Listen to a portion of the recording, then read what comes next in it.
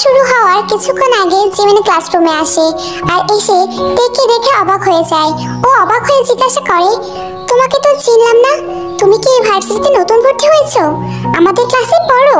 হ্যাঁ আপু, আমি এখানে নতুন এসেছি, আজকে এই ভার্সিটিতে ভর্তি হলাম। আরে আপু বলতেছো কেন? আমি তো এই ডিপার্টমেন্টের স্টুডেন্ট, আমরা তো ক্লাসমেট, তাই না? আপু বলার দরকার নেই, আমার নাম জিমিন, তুমি আমাকে জিমিন বলেই ডেকো, ঠিক আছে? আমরা আজকে থেকে ফ্রেন্ড, একই ক্লাসে পড়ি, তাই না?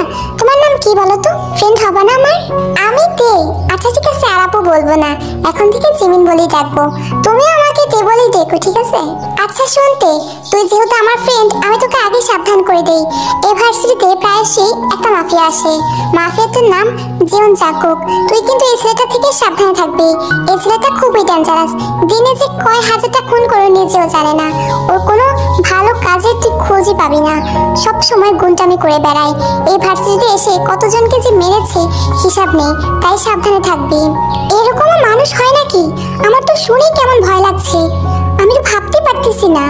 আচ্ছা, যদি ওই লোকটা এতটাই খারাপ হয়, ভার্সিটি কর্তৃপক্ষ কেন তাকে আসতে দেয়? তাকে তো আটকালেই পারে, তাই না?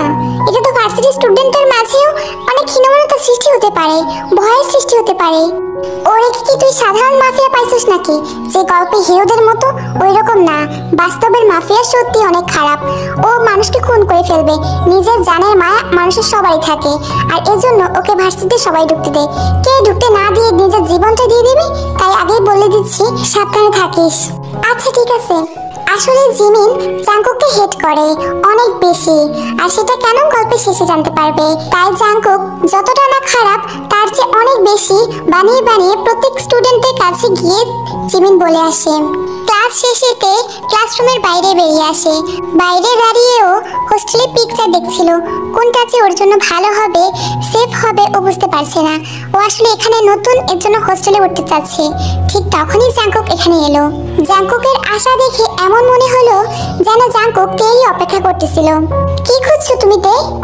আসলে কোন হোস্টেলে উঠতে পারবো আমি বুঝতে পারছি না, কোনটা সেফ হবে, একটু কাইন্ডলি বলবেন কোনটা ভালো? তুমি হোস্টেলে থাকবা? হোস্টেল কোনোটাই তোমার জন্য সেফ না, আর তুমি চাইলে হোস্টেল থাকতে দিব না আমি তোমাকে। হোস্টেল থাকতে পারবে না তুমি, এখানকার কোনো হোস্টেলেই আমি ভরসা করতে পারবো না। মানে কি আপনি এমন ভাবে কেন কথা বলতেছেন? আমি যদি হোস্টেলে না থাকি তাহলে কোথায় থাকবো? এখানে আমার কোনো রিলেটিভসদের বাসাও নেই। সরি আসলে ওইভাবে কথা বলার জন্য। আসলে তুমি যদি থাকতে চাও তাহলে আমি তোমাকে একটা রুম বুক করে দিতে পারি, ওই রুমটা তোমার জন্য সেফ হবে আর ভালোও হবে। ওই লোকটা খুব ভালো একটা বাসা তৈরি করেছে, ওইখানে থাকলে তোমার কোনো সমস্যাই হবে না, আর লোকটা তোমাকে ফ্রিতেই থাকতে দিবে, কোনো রকম টাকা পয়সা কিছু লাগবে না। তুমি কি থাকবে এখানে?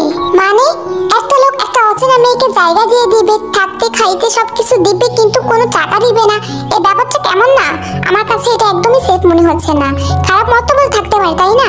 আমার কাছে এটার চেয়ে হোস্টেলে বেশি ভালো মনে হয়, আমি হোস্টেলে উঠবো তাহলে। আরে লোকটা খারাপ মতলব কেন থাকবে? তুমি না বুঝি কি বলতেছো? আসলে লোকটার মেয়ে তোমার মতো এরকম স্টুডেন্ট ছিল, কিন্তু মেয়েটা হঠাৎ করে মারা যাওয়ায় লোকটা সেটা মেনে নিতে পারে না, আর এজন্য উনি ভার্সিটি স্টুডেন্টকে মাঝে মাঝে ওনার বাসায় থাকতে দেন, কোনো খাবার দাবার, তারপর কোনো খরচ নেন না। আসলে ওটা ওনার মানসিকতা থেকে তৈরি হয়েছে, নিজের মেয়ের আত্মার জন্য। বুঝেছো তুমি? চলো আমার সাথে। না, তারপরেও একটা অচেনা মানুষের বাসায় আমি গিয়ে থাকবো, এটা কেমন না? তে সত্যি করে বলো তো, তুমি কি আসলে আমাকে ট্রাস্ট করতে পারতেছো না? মানে বিশ্বাস করে যেতে পারবা না এখানে? না না, আমি সেটা কখন বললাম, আমি তো এমনিতেই সেফটির জন্য আর কি। তারপর জাংকুক তেকে অনেকটা ইমোশনালি ব্ল্যাকমেল করে সেই বাসাটাই নিয়ে যায়। বাসায় গিয়ে তে পুরো অবাক হয়ে যায়, এটা যে বড়লোকের বাসা দেখে বোঝা যায়, কত সুন্দর কারুকার্য। ও এটাই ভাবতে পারছে না এই বাসাটায় কেউ ওকে ফ্রিতে থাকতে দিচ্ছে, ও একদম অবাক।